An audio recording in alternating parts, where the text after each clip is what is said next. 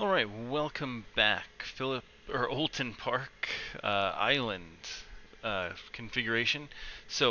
If you're new to the channel, not a huge fan of the iRacing setups. I usually change them up a bit.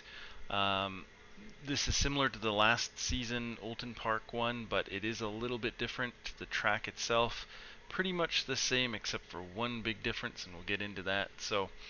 Basically lowered the ride height, the front damper stiffness and rebound is increased. Brake pressure, well, that's an individual thing. I'm using 54%, 55%, 55 and a half maybe, might be something you might want to try. Lower than that, it's pretty easy to lock up the rears. There's a lot of slightly downhill braking sections, so 54 is probably as low as you want to go. Uh, Toe in is increased. The spring rate's decreased. Um, in the rear too, the spring rate is decreased. The toe is increased. And what do we got here on the ride height is lowered again. The ARB I think is the same, and the rear compression and rebound has been lowered as well. Fuel level, I have 14 liters in practice sessions, though that hasn't been enough probably to do the race. So you may need 15 liters. 14 is cutting it really close, so you can give that a try if you want to risk it. But 15 will get you there for sure. 14 is a maybe. And then the big difference is it's a short gear stack. That is my preference for this one. Um, the standard gear stack isn't bad. It's not, you do get close to maxing out the RPMs, but not quite there. So I do like the short for most of the corners as well. Just being in the gear that I prefer to be in and using it to navigate around the track. So that is the setup. We'll go through the corners in slow-mo and then run it out at full speed as usual. What do we got here? It is 19 degrees, so that is cool, a lot cooler than last season. As the temperature goes up on the track, do watch out for that. Grip does disappear quite a bit as the track temp goes up on this track, more so than other tracks, so watch out for that. So coming into turn one, fourth gear, obviously. So looking for the Jordan. I'm sighting for the Jordan here. This first part of the black banner. Real time, yeah, it looks like I'm braking kind of at it, but in slow-mo it's just before. Getting on the brakes pretty good, leaving it in fourth gear. I do turn in a little too early here, so don't do that. You want to turn in a little bit more closer to this marker up here. If you turn in too early, you're going to have to lift a little bit more and get on the power a little later, as what I did. So it's pretty good blast of brakes though, just rolling in, just feathering the throttle, making sure that rear is compliant, and you're wanting to get onto this curb and even take a little bit of the dirt, the wrecked grass here, but you don't want to get up on top here. However, it's better, I find, to get up on top of this a little bit rather than run wide. If you run wide, you really have to lift, and you're going to lose a tremendous amount of time, and you're going to also pick up an X. So rather be a little bit too much in there than not enough. And getting over here, you can, as long as you keep a tire on the red and white rumble strip here, you are good. But if you go over that, you do get an X, so watch out for that in qualifying. In a race, it's not the end of the world. Your safety rating is going to take a little hit, but that's not the end of the world. What you do have to watch out for, though, is if you do go wide here and you're on the grass, I believe if you pass this rumble strip and you are still on the grass, you will get a slowdown, a very painful slowdown, so watch out for that. So get to the left side and then turn in right here. That is the fastest way to do it. You can go to the right side and if you're battling somebody, but that does slow you down a little bit. And then basically looking for the dip in the pavement here, the little hill. Basically just giving it a blast of brakes, shifting down into third gear just to slow the car, and then picking up the throttle just to keep that rear end compliant. This is downhill and your rear end is really going to want to step out here. This is a late apex, so just managing the throttle, and you want to get onto this red curb and just pick up the throttle as early as possible and open the wheel up as much as possible. This takes a little practice, how much you can do that and when the tires are cold as well, making sure that you don't run wide here. This is such an easy off track, it's very frustrating. This is not my favorite configuration of this track.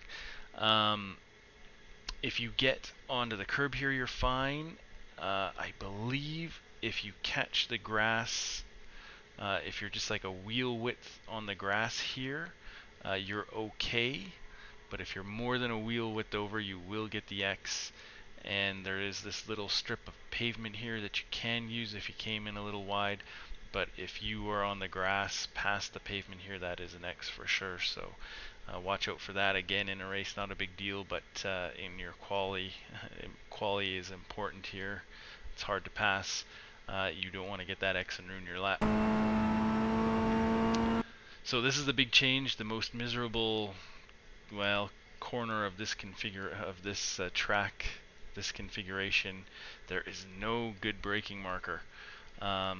So you can see you're going uphill right now, and there's a plateau. Once you get onto this plateau, so right about there, you can see the car jump a little, and then right around here is maybe the end of the plateau.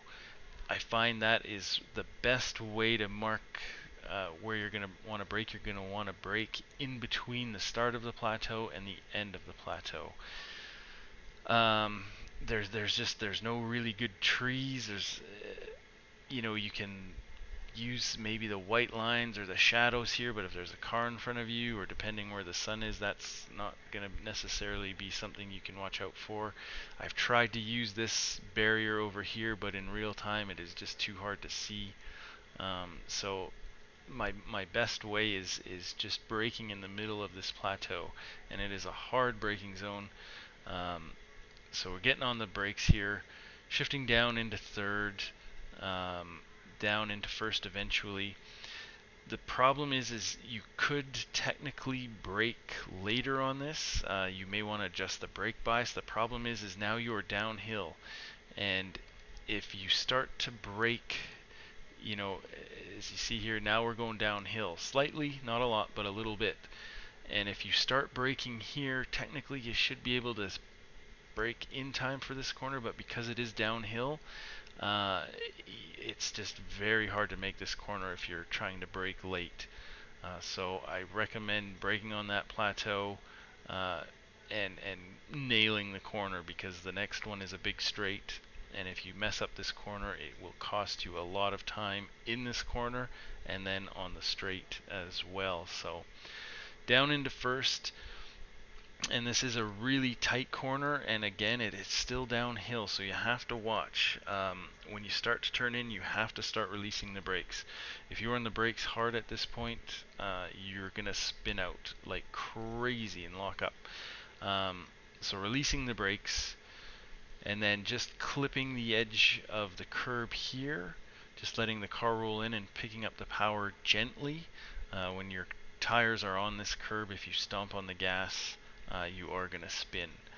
As well, just the sharpness of this corner, if you stomp on the gas, you are going to spin. So easing on the gas, easing on the throttle, unwinding the wheel, again just brushing up against the edge of that last curb, opening it up, and you can use all of the curb of this triangle piece here. I've never gotten an X here. I don't know, maybe if you touch that grass you might get an X, but if you get onto this curb, it's fine, you won't get an X.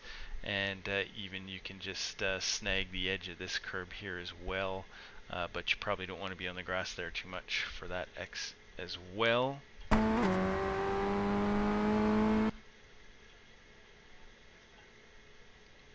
So working your way up the gears, left side is obviously where you want to be. In fourth gear, you're looking for this 100 board. Basically in real time, it looks like I'm braking at it, but I think in slow-mo I'm braking just before it. Not heavy on the brakes. Colder tires, you may want to be a little heavier on the brakes, but just a little bit of brake just to slow the car down, get it controlled, and then looking for about this 50 board to turn in, and just letting the car roll in, picking up the throttle a little bit. There is this little curb here. I don't like to get on it too much. I find it unsettles the car too much. I think I catch it a little bit here, but ideally just kind of apexing after that, just catching the white line here is a little smoother. I think, yeah, I just caught it there a little bit, not very much. And just picking up the throttle. And the trick is you don't want to have too much wheel input here. If you have too much wheel input here, it is very easy to spin the car. Again, you're going downhill. So if you turn that wheel too much, that back end is going to want to step out.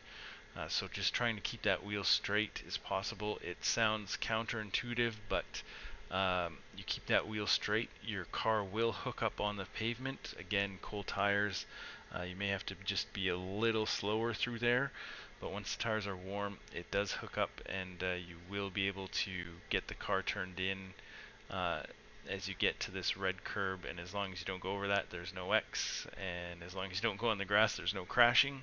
So that's the way you want to do that. So just watch, you can get a wheel on this grass here. That is very bad, so don't do that. And looking for this green marker here, making sure you get the car steadied and the wheel straight. If the wheel is turned here at this point, you get on the brakes, you are going to have some problems. So in real time, it looks like I'm pretty darn close to this marker, but in slow-mo, I'm a little further back than what it feels like. But getting on the brakes pretty good, leaving it in fourth gear. I just gave it a little too much of a turn there with the brakes on. Little counter steer, but that's alright. Just getting up tight against the curbs here, letting the car roll in and picking up the throttle just a little bit to steady the car. And then this is a late apex. Again, you do not want to early apex here. You're going to run really wide and lose a lot of time or crash. So it's late apex, keeping that wheel not without minimal input. You got to turn it a little bit, of course. And again, just like turn one, better to get on this curb. If you get a little bit on this curb, it's not fast, but it will keep you in bounds and keep you off the grass on exit. So again, a little better to take too much than not enough. And then just unwinding the wheel, all that section in fourth gear, and you can make use of the curbs here. Again, just watch out for that grass on quali. It will cost you an X and a lap. So this one, again, another tricky one. No real good markers here. The turning board here and this big tall tree, basically what I'm looking to do is get on the brakes between the two of them in the middle. Not the greatest thing in the world. There is a dip in the pavement here, so you want to be braking just before that dip, but if there's a car in front of you, that dip is not going to be so easy to spot. So pretty hard on the brakes. Shifting down into second. Again, this is downhill, slightly downhill, so you do have to watch if you turn that wheel while you're on hard brakes, you're going to spin. So releasing the brakes and turning in and just picking up the throttle just to steady that back end. And again, this is another late apex. Getting just a little bit onto this curb. Don't get onto this grass. That is an X. That will ruin your quali lap. So you make use a little bit of this curb just to cut the corner as much as possible, but don't get onto that grass.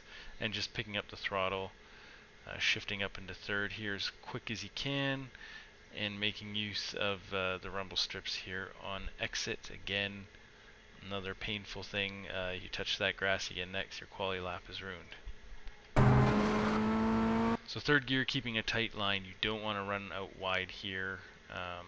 That's not the faster way to do it. You can hold a tight line and keep it at full throttle without scrubbing speed. So that's the way to do it. And that's a 122.03. So yeah, watch out. Quali is important here, and there's a lot of places to get an X. So just be careful. And we'll see you next week. Good luck out there.